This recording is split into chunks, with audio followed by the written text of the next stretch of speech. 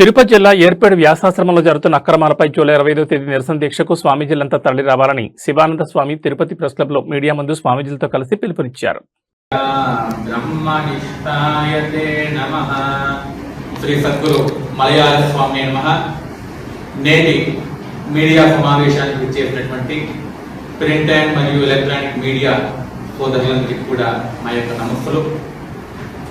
చలో ఏర్పేడు ఈ నెల 25వ తేదీన చలో ఏర్పేడు అనేటువంటి కార్యక్రమానికి నిరసన దీక్షకు పిలుపునివ్వడం జరుగుతా ఉంది.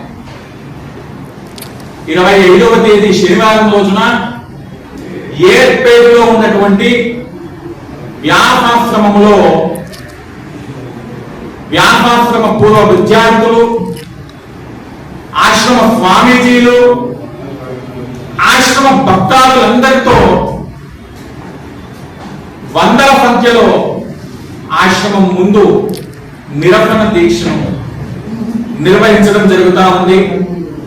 మరి ఈ నిరసన దీక్షను కనుక ఆశ్రమాధిపతులు కానివ్వండి, ఆశ్రమంలో ఉండేటువంటి పీఠాధిపతులు కానివ్వండి, ఆశ్రమ మేనేజర్ కానివ్వండి, మరి ఇంకెవరైనా కూడా మేము తలపెట్టేటటువంటి నిరసన దీక్షను అడ్డుకోవాలని చూస్తే కనుక మేము అదే చట్టపరంగా, అదే శాంతియుతంగా ఆశ్రమాన్ని ముట్టడి చేయాల్సి వస్తుందని హెచ్చరిస్తున్నాం. ముందుగానే మేము ఈ యొక్క నిరసన దీక్షకు ఎందుకు పిలుపునిస్తున్నాము అంటే మా యొక్క బాధంతా ఒకటే. మహానుభావులు మలయాళ స్వామి వారు కేరళ రాష్ట్రంలో జన్మించి ఈ యొక్క ఆంధ్రావళి లోపల ఆంధ్ర రాష్ట్రాన్ని ఉద్ధరించినటువంటి మహోన్నతమైనటువంటి వ్యక్తి మలయాళ స్వామి వారు.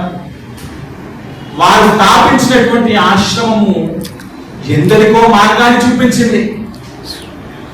ఒకనాడు ఆశ్రమంలో ఉన్నటువంటి వ్యవస్థ మేము కనుమరుగైంది. ఆ యొక్క బాధతో మేము ఇప్పుడు నిరసన దీక్షకు పిలుపునిస్తా ఉన్నాం.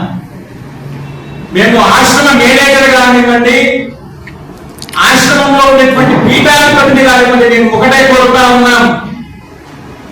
మేము అడిగేది ఏంటయ్యా, పూర్వము విద్యార్థి స్వాముల గారు ఉన్నప్పుడు ఆశ్రమం లోపల ఎవరు వచ్చినా కూడా ఉచితంగా కంటి శిబిరాన్ని, కంటి వైద్యశాలని ఏర్పాటు చేస్తున్నారు విద్యార్థి స్వామి వారు. అలాగే ఆశ్రమం లోపల కన్యాశుల్కంతో పాటు బాలులకు కూడా, అబ్బాయిలకు కూడా పాఠశాల ఉండేది, సంస్కృత పాఠశాల ఉండేది.